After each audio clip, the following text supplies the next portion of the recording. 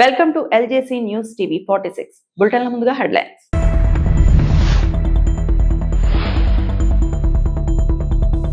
Amsterdam లో ప్రధాని నరేంద్ర మోదీకు ఘన స్వాగతం. భారతీయుల ఉత్సాహం వెల్లివిరిసింది.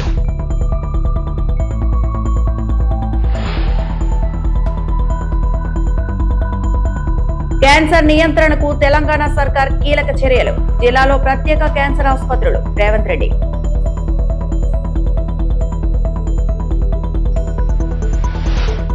తమిళనాడు ఎన్నికలతో ఏపీ రాజకీయాల్లో పోల్చొద్దు. Deputy CM Pawan Kalyan.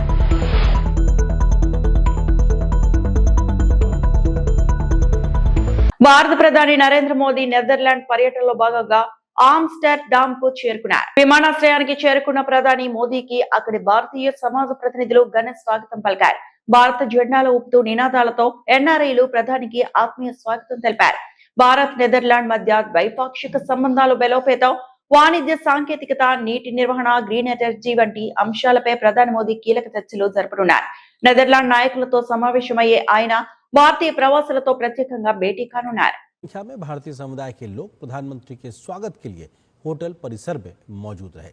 ये तस्वीरें द हेग नीदरलैंड से जब प्रधानमंत्री वहां पहुंचे, तमाम बड़ी संख्या में भारतवंशी वहां मौजूद थे। हाथों में तिरंगा लेकर प्रधानमंत्री का स्वागत करते हुए बड़ी संख्या में बच्चे भी नजर आ रहे हैं और तमाम बच्चे प्रधानमंत्री से आशीर्वाद लेते हुए, प्रधानमंत्री भी बहुत खुशी से सभी के साथ संवाद करते हुए, मिलते हुए और उनके साथ अपनी खुशियों के पल साझा करते हुए। तस्वीरें प्रधानमंत्री के नीदरलैंड पहुंचने के बाद द हेग में होटल पहुंचने पर प्रधानमंत्री का गर्मजोशी के साथ स्वागत किया गया। बड़ी संख्या में लोग मौजूद हैं, हाथों में तिरंगा है। प्रधानमंत्री के स्वागत की ये तस्वीरें अपने आप में इस बात का द्योतक हैं कि किस तरीके से बड़ी संख्या में भारतीय समुदाय के बीच उत्साह है प्रधानमंत्री की इस मौजूदा यात्रा को लेकर।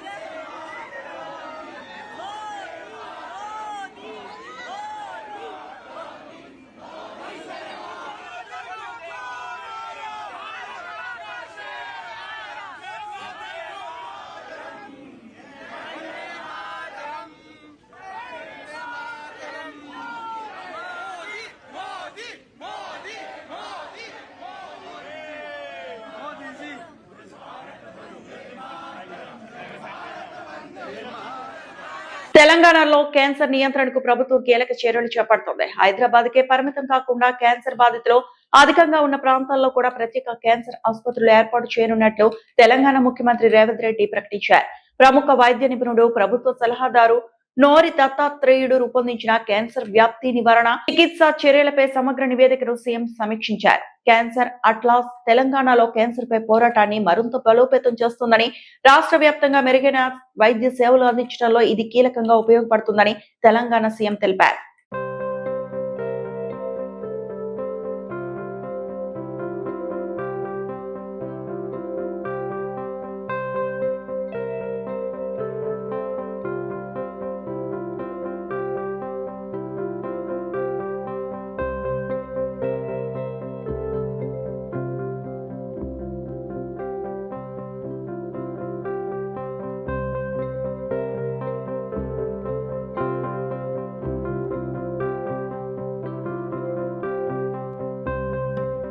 ఆంధ్రప్రదేశ్ సుభిక్షంగా ఉండేందుకే 2024లో తెలుగుదేశం భాజపాతో కలిసి కూటమి కట్టామని జనసేన అధినేత ఉప ముఖ్యమంత్రి పవన్ కళ్యాణ్ అన్నారు. తమిళనాడుతో ఇక్కడ రాజకీయ పరిస్థితులు పోల్చి చూడటం సరికాదన్నారు.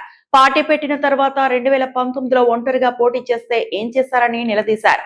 రాష్ట్రంలో మరోసారి వైకాపా ప్రభుత్వం వస్తే ఇళ్లలో ఆడపిల్లల్ని కూడా బయటకు లాగేసే పరిస్థితులు వస్తాయని, ఎవరిని బతకనివ్వరని, 5 కోట్ల ప్రజల సుస్థిరత కోసమే కూటమిగా కలిసి వెళ్లాలనే కీలక నిర్ణయం తీసుకున్నామని వెల్లడించారు. జనసేన అలయన్స్ ఎలా స్టార్ట్ అయింది? మన ముఖ్యంగా మొన్న తమిళనాడు ఎలక్షన్స్ వచ్చి ఆయన ముఖ్యమంత్రి నన్ను చంపేస్తారు అందరం. దాని పరిస్థితులు వేరు, మన పరిస్థితులు వేరు. అంటే ఎందుకు చెప్తా అంటే దాని పరిస్థితులు వేరు, మన పరిస్థితులు వేరు. మన అలా రాలా. నేను ఒక పార్టీని ప్రజలకి మార్పు తీసుకురావాలన్న దాంట్లో వచ్చాను. నేను గద్దర్ గారిని చూసాను దగ్గరుండి, నక్సలిజంని చూసాం. ఒక ఆశయాన్ని నమ్మి వెళ్ళిపోయి చాలా బలమైన యువత చనిపోతే చాలా బాధ కలిగింది. అంటే ఒక భావజాలాన్ని తీసుకెళ్లేటప్పుడు పదవులు వీటన్నిటికంటే కూడా భావజాలాన్ని పట్టుకోవాలని ఒక దాంతో దాకా తీసుకొచ్చాను. ఇది తీసుకొచ్చినప్పుడు అంటే నేను ఇక్కడ ఉన్న నాయకులందరూ ఉన్నారు, మీ అందరికీ మొన్న ఎలక్షన్ తర్వాత మీ అందరూ ఒక మైండ్లో ఒకటి ఉంది. ఆ రోజే కనుక 2024లో మీరు తెలుగుదేశం వెళ్ళకుండా ఉంటే చాలా బాగుండేది అని నేను నా చెవులు ఊదరగొట్టేస్తున్నాను. నేను దానికి కారణం చెప్తాను. అంటే నేను చాలా ఆలోచించి తీసుకున్న నిర్ణయం. 2019లో వెళ్ళాం. వాటి అన్నిటితో పాటు నాకు ఆ రోజు చాయిస్ ఉండింది ఒంటరిగా వెళ్ళడానికి. ఎందుకంటే దానికి ముందే మనం మచిలీపట్నం చేసాం, 10 లక్షల మంది వచ్చారు జనం.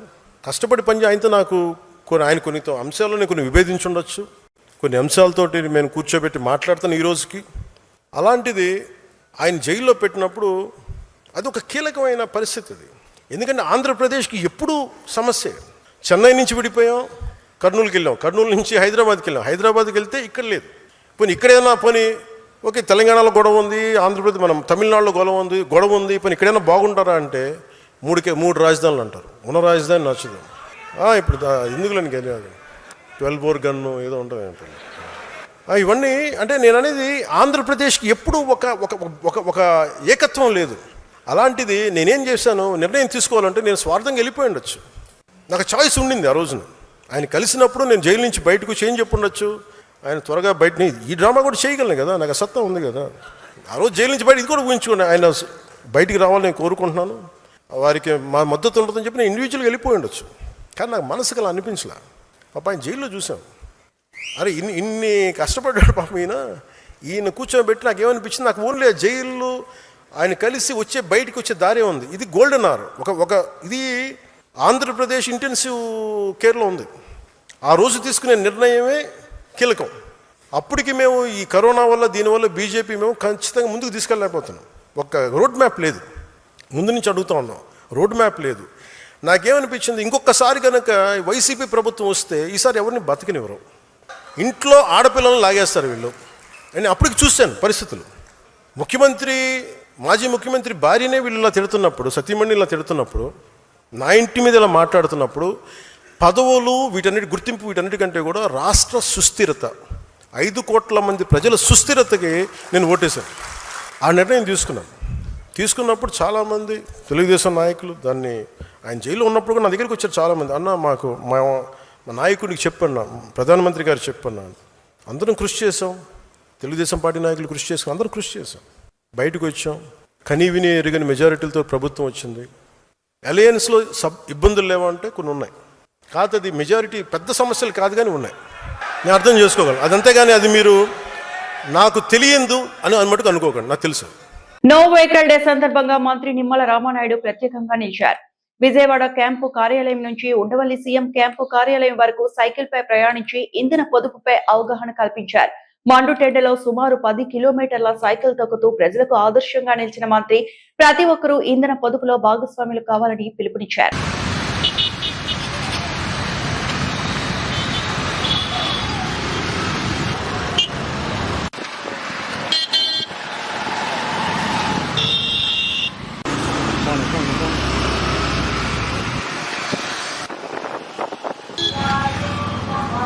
గౌరవ ముఖ్యమంత్రి చంద్రబాబు నాయుడు గారు నిన్న క్యాబినెట్లో ఈరోజు ఫ్రైడే నో వెహికల్ డే అని ఏదైతే ప్రకటన చేశారో దానికి అనుగుణంగా ఈరోజు మన విజయవాడ క్యాంప్ ఆఫీస్ దగ్గర నుంచి ఈరోజు ముఖ్యమంత్రి గారి నివాసం వరకు, ఎందుకంటే ఇప్పుడే ముఖ్యమంత్రి గారి దగ్గర పోలవరం నిర్వాసితులకు సంబంధించి 300 కోట్ల రూపాయలు వాళ్ళ అకౌంట్లో జమ చేసేటువంటి కార్యక్రమానికి సైకిల్ మీదే రావడం జరిగింది.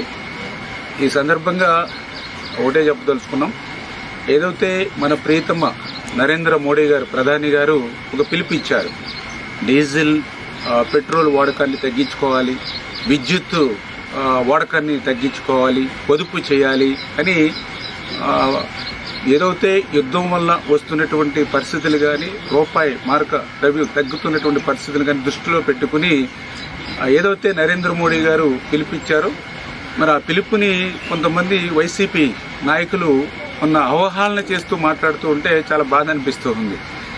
ఏదైతే ఆయన చెప్పినట్లుగా డీజిల్, పెట్రోలు, విద్యుత్తు పొదుపుగా వాడుకోవడం, పొదుపుగా ఉండడం మీకు ఇష్టమైతే చేయండి, లేకపోతే రేపొద్దున అడుక్కు తింటామంటే తినండి. కానీ ఇట్లా ఒక ప్రీతమ ప్రధాని, అందరు అభిమానించేటువంటి ప్రధాని, ఈ దేశ భవిష్యత్తు దృష్ట్యా, భవిష్యత్తు తరాల దృష్ట్యా పిలిపించినటువంటి నరేంద్ర మోడీ గారిని సైతం విమర్శించేటువంటి స్థాయికి వైఎస్ఆర్సీపీ నాయకులు చేరుకున్నారని అంటే వీళ్ళ పిచ్చి పరాకాష్ఠకు చేరినటువంటి పరిస్థితి.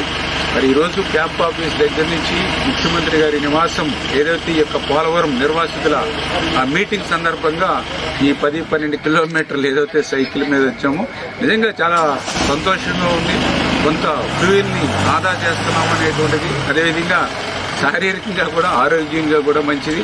అదేవిధంగా వస్తున్నటువంటి రోడ్డు వెంబడి ప్రజల్ని అందరినీ దగ్గరగా ఉంటున్నటువంటి పరిస్థితి. ఈ రకంగా ఏ కోణంలో చూసినా కూడా ఇది ఈ దేశానికే కాదు, ఈ రాష్ట్రానికే కాదు, వ్యక్తిగతంగా మనకు కూడా చాలా అవసరమని కూడా అనిపిస్తున్నటువంటి పరిస్థితి.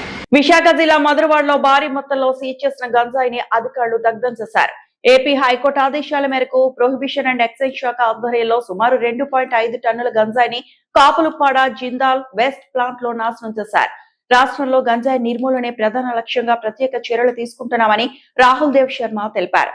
ఆనకాపల్లి, విశాఖ, అల్లూరు జిల్లాలో నమోదైన 29 కేసులకు సంబంధించిన 2348 కిలోల గంజాయి, 55 కిలోల లిక్విడ్ గంజాను దగ్ధం చేసినట్లు వెల్లడించారు. వీటి విలువ సుమారు 1.55 కోట్లు ఉంటుందని చెప్పారు. ప్రతి జిల్లాలో ప్రత్యేక NDOT బృందాలను ఏర్పాటు చేసి గంజాయి రవాణాపై నిఘా పెంచినట్టు అధికారులు తెలిపారు. అనుమానితులపై ఎప్పటికప్పుడు పర్యవేక్షణ కొనసాగిస్తూ సమాచారం అందిన వెంటనే కేసులు నమోదు చేసి చర్యలు తీసుకుంటున్నామని పేర్కొన్నారు.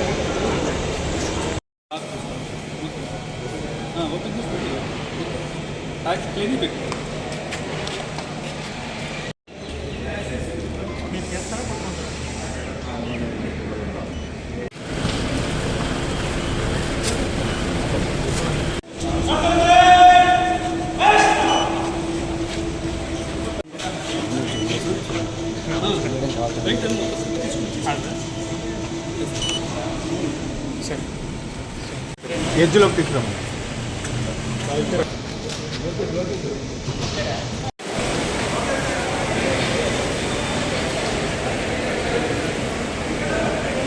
గత కొన్ని కాలం నుంచి బుక్ చేసిన కేసుల్లో 29 కేసుల్లో దాదాపు 2000 kgs of ganja as well as 55 liters of hashish oil, ఈరోజు 2348 kgs of ganja and 55.13 kgs of hashish oil ఇది ఇన్సినేటర్ లో పనిచేయడం జరుగుతుంది.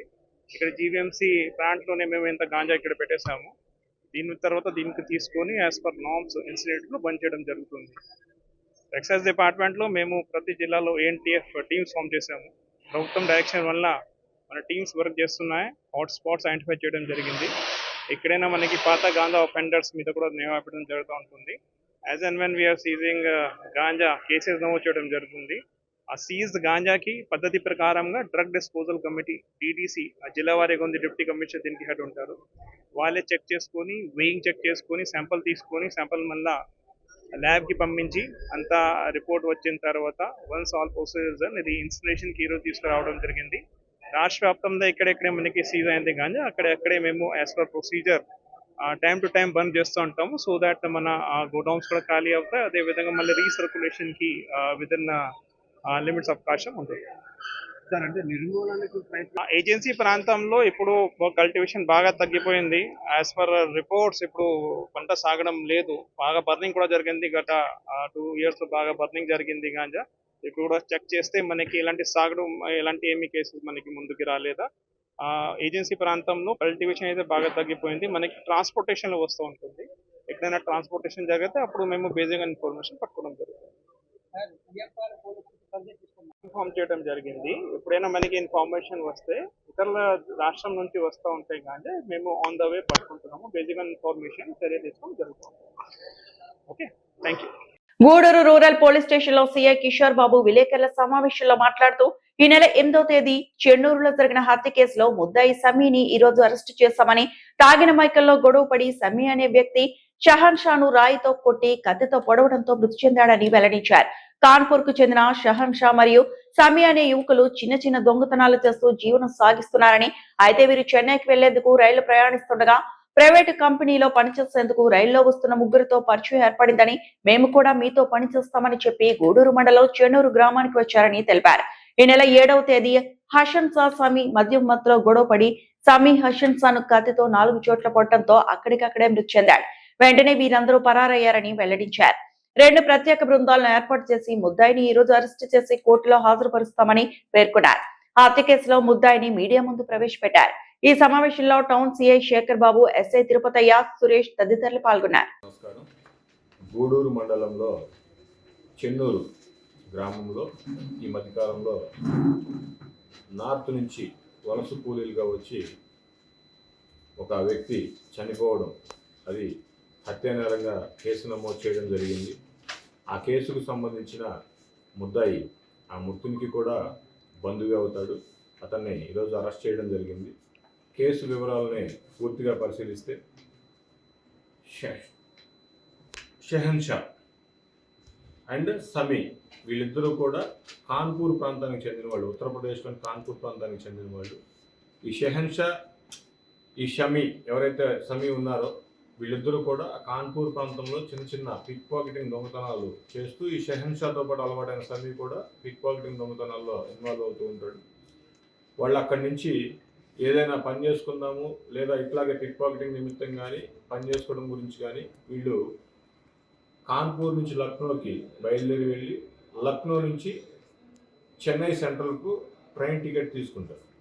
ఈ ట్రైన్ టికెట్ తీసుకుని ట్రైన్ ఎక్కి వస్తున్న క్రమంలో వీళ్ళకి ఆ ఉత్తరప్రదేశ్ ప్రాంతానికే చెందిన రాయ్బరేలీ ప్రాంతానికి చెందిన మరొక ముగ్గురు ట్రైన్లో వీళ్ళతో మాట సంభాషణ కలపడము, వారితో కలిసి వీళ్ళు ఎక్కడికి వెళ్తున్నారు అనే ఒక కాన్సెప్ట్లో మాట్లాడుతూ, గూడూరు ప్రాంతంలో మేము కంపెనీలో గతంలో పనిచేసాము, ఆ కంపెనీలో మళ్ళీ కాంట్రాక్టర్ దగ్గర పనికి వెళ్తున్నాము అని చెప్పంటే మేము కూడా పని చేస్తాం, మాకు కూడా పని ఇప్పించండి అని వాళ్ళు మాట్లాడి మరొక ముగ్గురు, అదే ఉత్తరప్రదేశ్ రాయ్బరేలీ ప్రాంతానికి చెందిన ముగ్గురు, షమీం, వాసిం అండ్ షాబాన్, ఈ ముగ్గురితో కలిసి వస్తారు.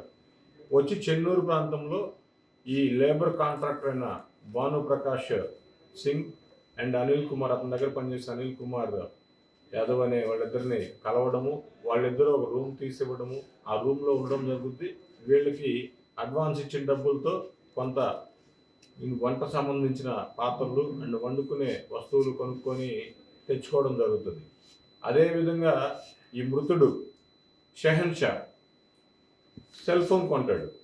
ఆ సెల్ ఫోన్ కొన్న క్రమంలో గూడూరులో సెకండ్ హ్యాండ్ సెల్ ఫోన్ కొంటాడు.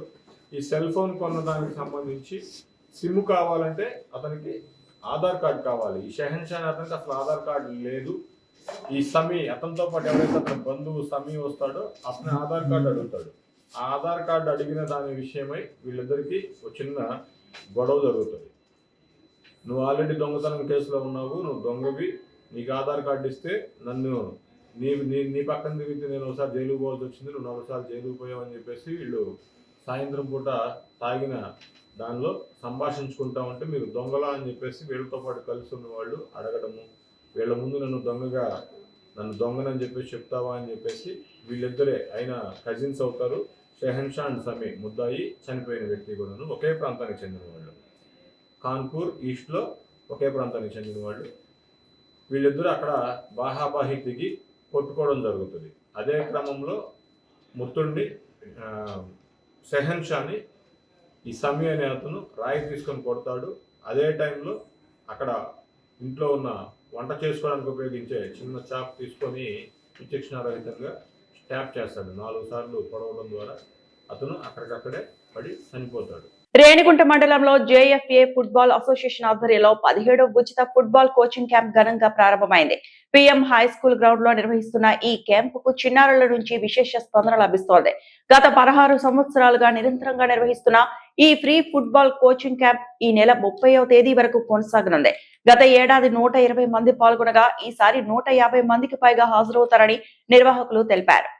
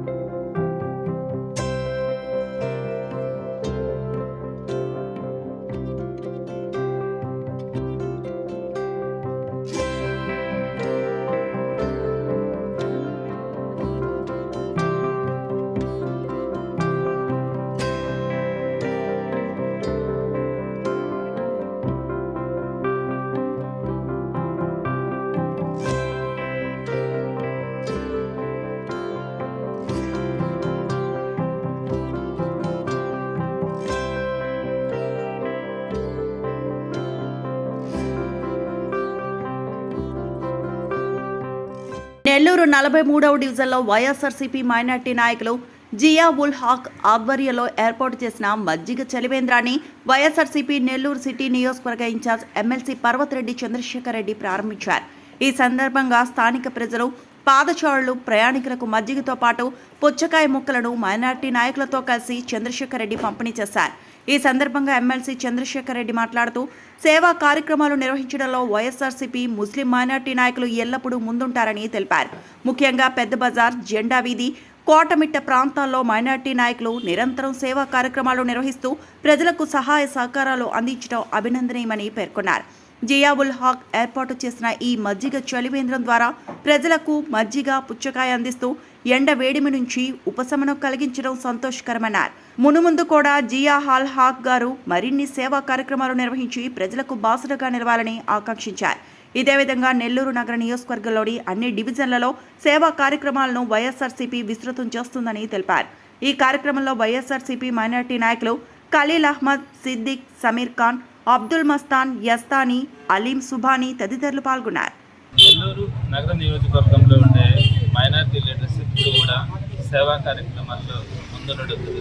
ప్రతి కార్యక్రమం కూడా వారు చక్కగా నిర్వహించాలా, 10 మందికి ఉపయోగపడాలా అన్న ఆలోచనతో వారు చేసేటువంటి అనేక కార్యక్రమాలకి నేను స్వయంగా హామీ కావడం కానీ వారు చేసినటువంటి సేవని మనస్ఫూర్తిగా అభినందించడం కూడా జరుగుతుంది. మరి ఇక్కడ చాలామందికి డబ్బులు ఉంటాయి, కానీ 10 మందికి ఉపయోగపడాలా అనే ఒక మంచి మనసు ఉన్నప్పుడే ఇలాంటి మంచి ఆలోచనలు కూడా వస్తాయి. మరి గడిచిన 2 సంవత్సరాలుగా కూడా ఈ మైనారిటీ డివిజన్స్లో ఎప్పుడు ఏదో ఒక సేవా కార్యక్రమాన్ని మీరందరూ కూడా ఇక్కడ నాయకులందరూ కూడా చేయడం కూడా ప్రజలు కూడా మనం చూస్తూ వస్తాను. అలానే ఈరోజు ప్రధానంగా జియాబాయ్ ఇప్పుడు కూడా మైనారిటీకి సంబంధించి వారి కానీ వారి ఉన్నటువంటి సమస్యల గురించి కానీ పోరాటం, అలానే తనకు చేతనైనంతగా తనకు ఉన్నంతలో 10 మందికి సేవ చేయాలని ఆలోచన ఆయన చేసేటువంటి కార్యక్రమాలు కూడా గొప్పగా ఉంటాయి. ఆయన ఈ కార్యక్రమాలన్నీ ఈరోజు ప్రధానంగా మంచి ఎండాకాలం, సుమారుగా 45 డిగ్రీల ఎండ ఉంది. ఇలాంటి పరిస్థితుల్లో అందరికీ కూడా ఇక్కడ ఎక్కువ మంది ప్రయాణిస్తూ ఉంటారు. అంటే ఇక్కడ షాపులు అక్కడికి వెళ్ళే వారందరికీ కూడా నడక మార్గం వెళ్తూ ఉంటారు కాబట్టి వారందరికీ కూడా ఇక్కడ మజ్జిగ కానీ అలానే చల్లగా ఉండడానికి పుచ్చకాయలు కానీ ఉచితంగా ఇవ్వడం చాలా సంతోషంగా ఉంది. రాబోయే రోజుల్లో వైఎస్ఆర్సీపీ నగర నియోజకవర్గంలో ఉండేటువంటి అన్ని డివిజన్లో కూడా సేవా కార్యక్రమాలు చేయడానికి ముందుకు రావడం కూడా జరుగుతుంది. ఈ కార్యక్రమంలో 10 పైగా ఇందులో అలానే ఎస్టాని కానీ ఇంకా మిగిలినటువంటి స్థానికంగా ఉండే అందరూ కూడా ఈ కార్యక్రమాల్లో వారందరూ చేస్తున్న ఈ కార్యక్రమాలు కానీ అందరి మనసులో కూడా మంచి స్థానం వైఎస్ఆర్సీపీ అంటే మంచితనాన్ని ప్రతీక సేవాభావాన్ని వైఎస్ఆర్సీపీ భావాన్ని అందరి సమిష్టి కృషితో ముందుకెళ్ళడం కూడా ఈ వార్తలందరితో సమాప్తం.